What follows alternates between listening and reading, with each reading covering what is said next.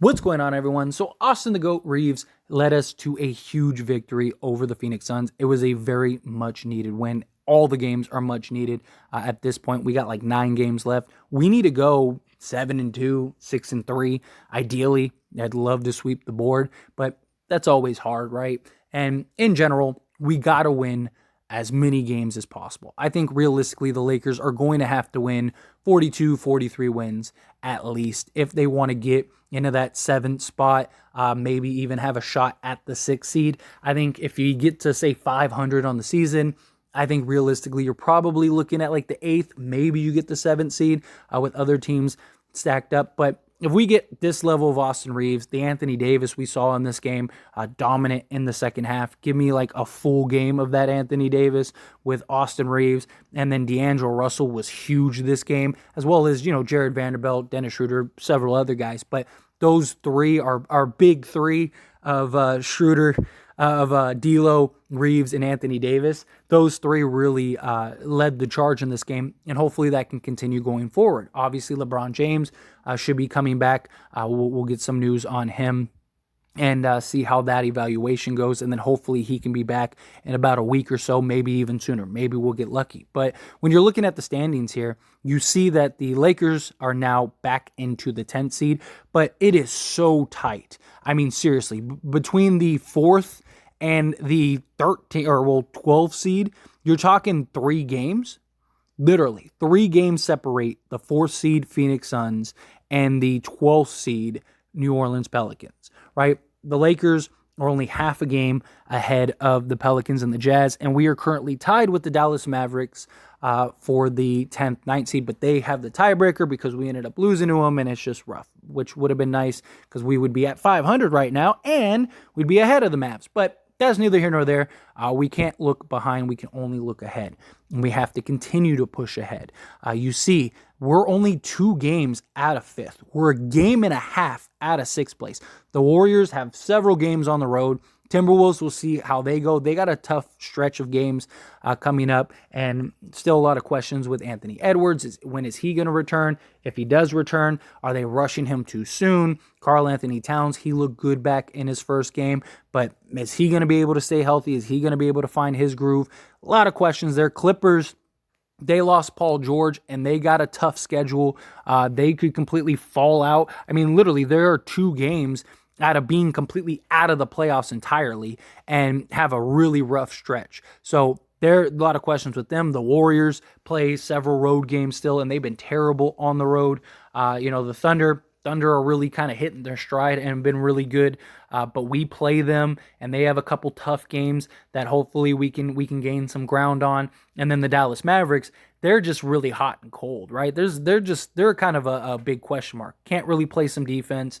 Luka and Kyrie are still question marks. It's almost like they both play better when the other one isn't there. But regardless, the Lakers have to continue to win. We have to win games. We can't rely on other teams to lose. If we win games and teams start losing, beautiful, perfect, right? Because teams are going to lose. One of these teams very likely is going to go on a losing streak. It's just how the flow of basketball works. Whether it's the Clippers, the Warriors, the Timberwolves, the Thunder, or the Mavs.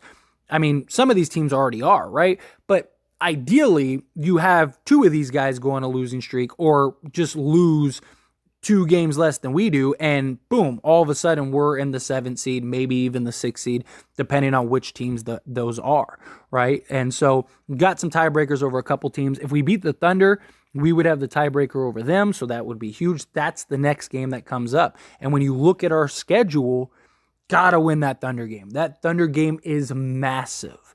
Like, we've talked about biggest games of the season. This might be the very biggest game of the season. Like, the Thunder game may be the difference between us getting the 9th and 10th spot and us getting the 7th and 8th spot. And if we beat the Thunder, then that gives us the tiebreaker. So if we do finish with the same record as them, then we would be ahead of them in the standings. So again, right now the Thunder sit in the 8th seed. We beat them, we would be sitting in the 8th seed, right? And then it's just kind of weathering the storm. Again, LeBron should probably be back around those Bulls games, maybe that Timberwolves game, and we're going to need him. We're going to need him to come back, lead the charge. Hopefully he can immediately fit in. But these stretches, I mean, our next 4 games, in my opinion, are all winnable, right? And this homestand, I said we needed to go at least 4-1, at worst 3-2. Right now we are 2-1. You beat the Thunder, there's 3-1. You beat the Wolves, there's 4-1. At worst, we have to beat the Thunder, and if we lose to the Bulls, we lose to the Bulls. Ideally, I would like to beat the Bulls, finish this homestand 4-1. Perfect. Now at 4-1, we're a game over 500, going into the Bulls game and getting ready to do a road trip, because we got the Bulls, the Timberwolves on the road, and then as well as the Rockets, the Jazz, and the Clippers. Well, Clippers are technically a home game, but we would be the road team in that game. So you got a 5-game road trip after this homestand. This homestand is extremely, extremely important, extremely valuable. We go 4-1 on this road trip now, or on this homestand. Then we have 5 games on the road, and I think they're all winnable. I think we can beat Chicago. I think we could beat the Rockets. I think we can beat the Jazz. Clippers, we'll see what happens with the Clippers. All of those games are very important. And then, again, the Timberwolves. Got to beat the Timberwolves. Because, again, that could be the difference between us getting the 7th, 8th seed or the 9th and 10th seed. So, Jazz games, absolute must-win games, right? The Thunder game, absolute must-win game. And then the Timberwolves game, absolute must-win game. So there are 4 games right there out of our next 9 that we absolutely have to win. The 2 Jazz, the Thunder, and the Timberwolves. And then ideally the Clippers. Because you beat the Clippers, that could be the difference again of us getting into the 6th seed. So ideally those 5 games, at worst, we should beat the Rockets. I know we dropped the Rockets game, but that was without Anthony Davis. And that game, if we had Anthony Davis for that game, we'd probably win that game by 20, right? Same thing with LeBron. LeBron will probably be back for that Rockets game. This stretch of games for sure, in my opinion, LeBron will be there for. And in this stretch, we need to go 3-2 at worst, ideally 4-1. You know, ideally we beat the Rockets, we beat the Jazz twice, and then beat one of the Clippers and the Suns, if not both of them. Again, Lakers with LeBron and this roster are 3-0. Right? Small sample size, I get that, but that gives you some optimism. We're going to have our big 3 finally healthy, right? Anthony Davis had a great game. D'Angelo Russell has had some really nice games, has been really solid. And then LeBron James is LeBron James. And LeBron James is going to make up for a lot of the holes and a lot of the flaws that this team has. He's going to make up for so much. I mean, outside of him being LeBron James, and now we have another, 38-8 guy, that really helps. Any team that could get that's missing a 38-8 guy, you need that guy. But in general, just his ability to play with these guys and set guys up and get them in position and to draw attention and get to the hoop and create contact and just all the things that LeBron can do is just very valuable. And then now we have guys like D'Angelo Russell.